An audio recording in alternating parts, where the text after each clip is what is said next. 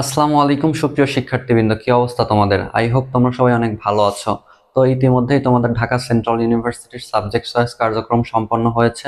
তো এখন তোমাদের সকলের মনেই প্রশ্ন যে তোমাদের প্রথম মেরিট আগামী 22 তারিখে দেবে এবং সেখানে কত পর্যন্ত পজিশনে শিক্ষার্থী চান্স পাবে এবং তোমাদের চান্স পাওয়ার পসিবিলিটি কতটুকু, এই নিয়ে আজকে আলোচনা করব। কলেজ ওয়াইজ কত পর্যন্ত পজিশনের মধ্যে থাকলে তুমি একটি সাবজেক্ট পাবে। তো আর কথা না বাড়িয়ে চলো ভিডিওটি শুরু করা যাক। তো তোমরা যদি এখানে লক্ষ্য করো, তোমরা দেখতে পাচ্ছ আমি এখানে ক্রমিক অনুযায়ী Eden college, Dhaka college, Titumir college, তারপর বদরুন্নেসা কলেজ, বাংলা কলেজ এবং সোহরাওয়ার্দী কলেজ এবং শেষে সর্বশেষ কবি নজরুল কলেজটি রেখেছি। তো তোমরা জানো যে প্রথমে যে ইডেন কলেজটি রয়েছে, ইডেন কলেজে সর্বোচ্চ সংখ্যক সিট রয়েছে এবং এই কলেজটি শুধুমাত্র মেয়েদের জন্য বরাদ্দ। এবং তারপরে যে কলেজটি রয়েছে সেটি হচ্ছে ঢাকা কলেজ। ঢাকা কলেজ হচ্ছে অনলি ফর বয়েজ, তো শুধুমাত্র ছেলেদের জন্য। এবং ক্রম অনুযায়ী তারপর হচ্ছে রয়েছে তিতুমির কলেজ। তিতুমির কলেজের সিট রয়েছে 765টি এবং এখানে ছেলে মেয়ে উভয়ই পড়াশোনা করতে পারবে। তারপরে রয়েছে বদরুন্নেসা কলেজ, এটিও অনলি ফর গার্লস, শুধুমাত্র মেয়েদের জন্য এই কলেজটি বরাদ্দ রয়েছে। তো তারপর যদি দেখি বাংলা কলেজ, বাংলা কলেজে আসন সংখ্যা রয়েছে 678 এবং হোসেন শহীদ সুহরাওয়ার্দীতে রয়েছে 529টি সিট। এবং সর্বশেষ রয়েছে কবি নজরুল কলেজ, কবি নজরুল কলেজে রয়েছে 465টি আসন। তো তোমরা যদি এখানে একটা জিনিস লক্ষ্য করো যে এখানে আসন সংখ্যা রয়েছে 785 এবং এখানে চান্স পাবে, আমি এখানে 850 লিখে রাখছি। তো এটা কেন লিখে রাখছি? তো তোমরা যদি একটা জিনিস বিবেচনা করো, সেটি হচ্ছে যে ইডেন কলেজে শুধুমাত্র মেয়েরা পড়াশোনা করতে পারবে এবং ঢাকা কলেজে শুধুমাত্র ছেলেরা পড়াশোনা করতে পারবে। তো তোমরা যদি একটা জিনিস দেখো যে তোমাদের সেন্ট্রাল ইউনিভার্সিটির মধ্যে যদি দুইটা টপ কলেজ থাকে, সেটা হচ্ছে ইডেন কলেজ এবং ঢাকা কলেজ। তো এখানে প্রথমে ধরো এখানে আসন সংখ্যা রয়েছে 785 এবং এখানে রয়েছে 681টি আসন সংখ্যা, তাহলে টোটালি যে আসন সংখ্যা হয় ধরো 1300 সামথিং। তো এই 1300 সামথিং এর মধ্যে সবাই তো আর ঢাকা কলেজে পড়তে পারবে না বা সবাই তো আর ইডেন কলেজে পড়তে পারবে না। তাহলে সেই ক্ষেত্রে কি হবে, একটা নির্দিষ্ট সংখ্যক শিক্ষার্থী ইডেন কলেজে ভর্তি হবে এবং একটা নির্দিষ্ট সংখ্যক শিক্ষার্থী ঢাকা কলেজে ভর্তি হবে। দ্যাটস ওয়াই তোমাদের যদি এখানে 1450 থেকে 1600-র মধ্যে আসন থাকে, অর্থাৎ মেরিট পজিশন থাকে, তাহলে তোমরা অবশ্যই অবশ্যই ইডেন কলেজে একটি সাবজেক্ট তোমরা পাবে প্রথম মেরিটে। তো এখানে আমি আমার সম্পূর্ণ নিজের অ্যাজাম্পশনের উপর ভিত্তি করে ভিডিওটি বানিয়েছি, এটার কম বেশি হতে পারে। তো তারপরে রয়েছে হচ্ছে ঢাকা কলেজ। ঢাকা কলেজে আসন সংখ্যা রয়েছে 681, আমি প্রথম অবস্থায় এখানে 700 রেখেছি। 700 যে হবে বিষয়টা কিন্তু এমন না, 600 750, সরি 650ও হইতে পারে বা 700 হইতে পারে, এটা প্রথম মেরিট দেওয়ার পরে বিস্তারিত বিষয়টা দেখা যাবে। তো এখানে তোমরা যারা 1400 থেকে 1500 পজিশনের মধ্যে রয়েছে, তো তোমরা অবশ্যই অবশ্যই সাবজেক্ট পাবে আশা করি। এখন কথা হচ্ছে যে ইডেন কলেজে 1450 থেকে 1600, তাহলে ঢাকা কলেজে 1400 থেকে 1500 কেন? তোমরা একটা জিনিস লক্ষ্য করো, এখানে ইডেন কলেজের সিট রয়েছে সর্বোচ্চ সংখ্যক সিট 785টি এবং ঢাকা কলেজের সিট রয়েছে 681টি। তো এখানে 104টি সিট বেশি রয়েছে। দ্যাটস ওয়াই এখানে মেরিট পজিশন 1400 থেকে 1500-র মধ্যে যাবে ঢাকা কলেজে এবং 1450 থেকে 1600 পর্যন্ত যাবে ইডেন কলেজে। তো তারপরে রয়েছে তিতুমির কলেজ। তিতুমির কলেজে আসন সংখ্যা রয়েছে 765টি এবং এখানে আমি লিখে রেখেছি 800টি।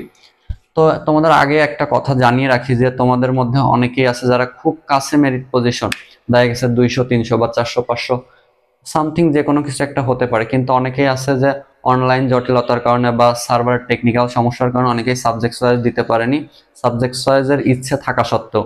তো সেই ক্ষেত্রে তোমাদের মেরিট পজিশন একটু, তোমরা যারা পিছনের দিকে ছিল তোমরা একটু এগিয়ে আসলে, কারণ যদি কোনো সার্ভে করা যায় তো সার্ভেতে তোমরা অবশ্যই অবশ্যই দেখতে পারবে যে মিনিমাম হলেও 1 থেকে 150 শিক্ষার্থী সাবজেক্ট চয়েস দিতেই পারেনি। তারা কিন্তু ভালো মেরিট পজিশনে ছিল এবং ভালো একটি সাবজেক্ট পেত। তো তারা যে সমস্যার কারণে দিতে পারেনি, এই ক্ষেত্রে তোমরা যারা পিছনে ছিল তোমরা 1 থেকে 150 জন সামনে এগিয়ে আসলে। তো এখানে তিতুমির কলেজে আমি এখানে 800 লিখে রেখেছি এবং এখানে 2200 থেকে 2400 পর্যন্ত পজিশনের মধ্যে তোমরা যারা শিক্ষার্থীরা রয়েছে, তো তোমরা অবশ্যই অবশ্যই একটি সাবজেক্ট পাবে। এখন কথা হচ্ছে যে আমি ওখানে 1500 পর্যন্ত লিখলাম ইডেন আর হচ্ছে ঢাকা কলেজে, তাহলে এখানে 2200, একবারে 2200 চলে গেলাম কেন? এখন কথা হচ্ছে যে তোমাদের তোমাদের অনেকেরই পার্সোনাল প্রেফারেন্স আছে, তুমি ঢাকা কলেজে পড়বে বা ইডেন কলেজে পড়বে বা বদরুন্নেসায় পড়বে, যে কোনো একটা পার্সোনাল চয়েস কিন্তু তোমাদের আছে। তো তোমাদের চয়েস অনুযায়ী তোমাদের কিন্তু সেই অনুযায়ী তোমরা সাবজেক্ট চয়েস দিয়েছো এবং পরবর্তীতে সেই অনুযায়ী একটা বিষয় নিয়ে পড়ার চিন্তা ভাবনা আছে, সেই জন্য অনেকে দেখা যাবে যে ভালো মেরিট পজিশন থাকা সত্ত্বেও ঢাকা কলেজে আবেদন করবে না, তিতুমিরে আবেদন করবে না, তার ইচ্ছা বাংলা কলেজে পড়ার অথবা হোসেন শহীদ সোহরাওয়ার্দী কলেজে পড়াশোনা করার। তো সেই জন্য এখানে আমি 2200 থেকে 2400 পর্যন্ত রেখেছি। তো তারপর রয়েছে বদরুন্নেসা কলেজ। বদরুন্নেসা কলেজে আসন সংখ্যা রয়েছে 593টি। তো বদরুন্নেসা কলেজও অনলি ফর গার্লস, তো এখানে শুধুমাত্র মেয়েরাই ভর্তি হতে পারবে। তো সেই ক্ষেত্রে ছেলেদের একটা নির্দিষ্ট অংশ মেরিট পজিশন থেকে বেরিয়ে যাবে, যেই মেরিট পজিশনে মেয়েরা সুযোগ পাবে নতুন করে একটু দূরের পজিশন থেকে। তো এখানে আমি 600 পর্যন্ত লিখে রেখেছি। আশা করি যে প্রথম মেরিটে 600 জন শিক্ষার্থী এখানে ভর্তির জন্য মনোনীত হবে, এবং এখানে তোমরা যারা 3000 থেকে 3500 পজিশনের মধ্যে রয়েছে, তো তোমরা অবশ্যই সাবজেক্ট পাবা। আমি একটু কথা আগেও বলেছিলাম যে এটা সম্পূর্ণই অ্যাজাম্পশনের উপর ভিত্তি করে বানানো হয়েছে, এখানে কম বেশি হতে পারে। তো তারপরে রয়েছে বাংলা কলেজ। বাংলা কলেজে আসন সংখ্যা রয়েছে 678টি। তো এখানে 678টি আসনের বিপরীতে আমি এখানে লিখে রেখেছি 700। তো এখানে 3500 থেকে 3900 পজিশনের মধ্যে তোমরা যারা রয়েছে তোমরা অবশ্যই একটি সাবজেক্ট পাবে। এখন কথা হচ্ছে এখানে কি যারা 500 পজিশন 600 পজিশন আছে তারা সাবজেক্ট পাবে না?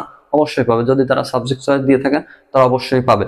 যদি অনেকেরই প্রেফারেন্স থাকে যে বাংলা কলেজেই পড়বে, তাহলে সে বাংলা কলেজটি ফার্স্ট চয়েসে রেখেছে, তাহলে অবশ্যই তো সে বাংলা কলেজটিই পাবে। তো তারপরে রয়েছে সোহরাওয়ার্দী কলেজ। এখানে আসন সংখ্যা রয়েছে 529টি। তো আমি এখানে লিখে রেখেছি যে এখানে 550 জন শিক্ষার্থী প্রথম পর্যায়ে মনোনীত হবে, এবং এখানে তোমরা যারা 4000 থেকে 4600 পজিশনের মধ্যে রয়েছে, তো আশা করা যায় তোমরা একটি সাবজেক্ট পাবে। তাতে প্রথম ক্যাটাগরি, সেকেন্ড ক্যাটাগরি অথবা থার্ড ক্যাটাগরি যে কোনো সাবজেক্ট হলেও তোমরা অবশ্যই পাবে।